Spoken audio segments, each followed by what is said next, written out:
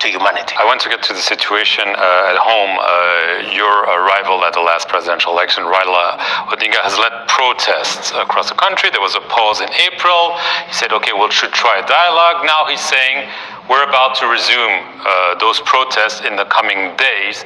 Are you fearing that there could be unrest, violence, and do you think he really wants to dialogue or he wants to push you out of power?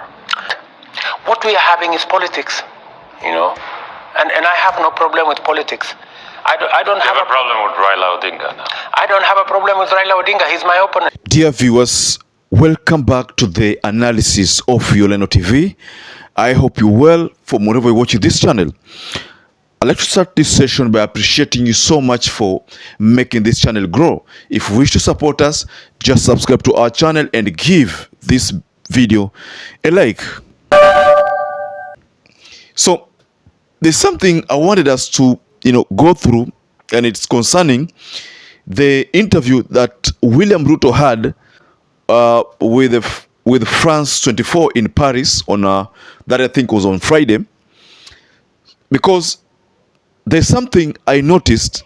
I mean, how the interviewer first of all waited for William RUTO to talk about the IMF, or rather the UN, or those big countries, to respect the small countries, and that even in matters of taxation, that these interests being charged on the loans should be the same as the ones being charged on the big companies, big countries. So big countries, small countries, they should always be charged equal interests on those loans.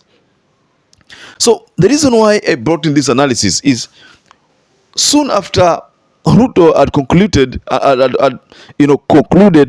the attack on the West and the IMF and the World Bank, the interviewer in this case decided to now bring in the concept of the Tuesday's Kamukunji rally, which Raila Odinga and the team have announced that is the only way out, that this government will be forced to make a decision that is going to conform with the people's wishes.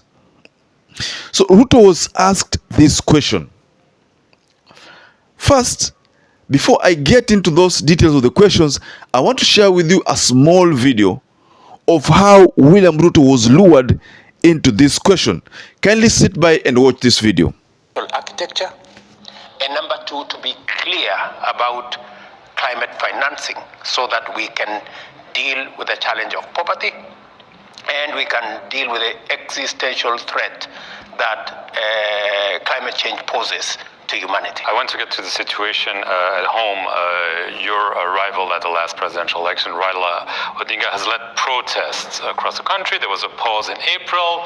He said, okay, we should try a dialogue. Now he's saying we're about to resume those protests in the coming days.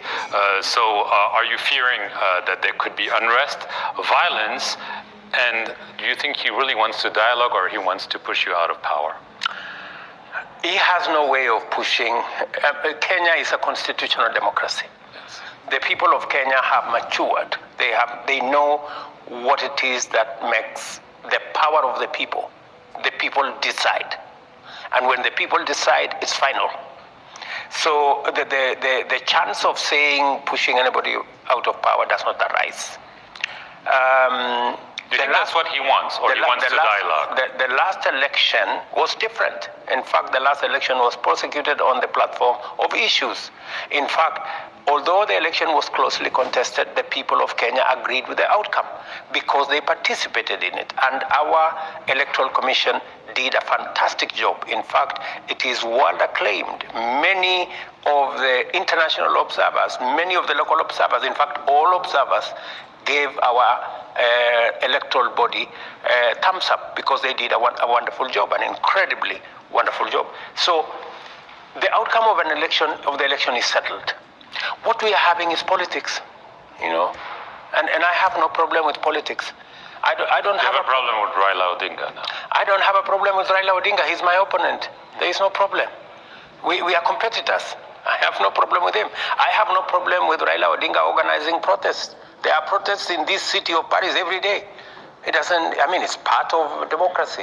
It's part of expression. All I have told our friends Raila Odinga and company is let us not engage in destruction of property. I want to be honest with you, ladies and gentlemen. All is not going to be well going forward. I saw a newspaper that an article that was titling this. Let me just read to you what this newspaper said. Because all is not going to be well. RUTO taxes Kenyans to lose jobs as employers plan job cuts.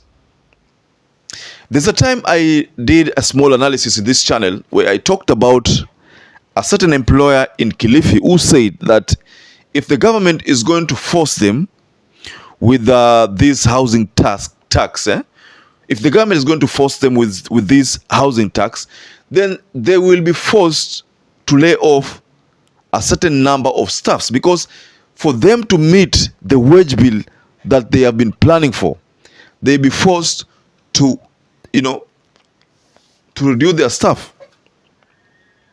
That was before the passage of this finance bill.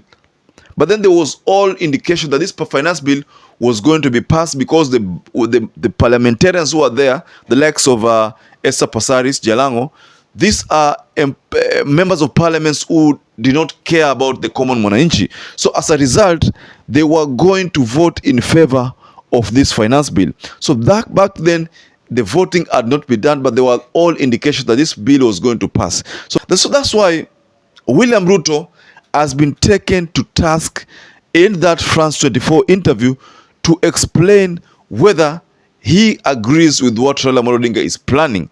And what was Raila Amolo Odinga planning? The mass protest. And this was put direct to him. What William Ruto gave as a response was that I have just asked Raila and the company not to engage in violence and destruction of properties. That's all. We are a democracy.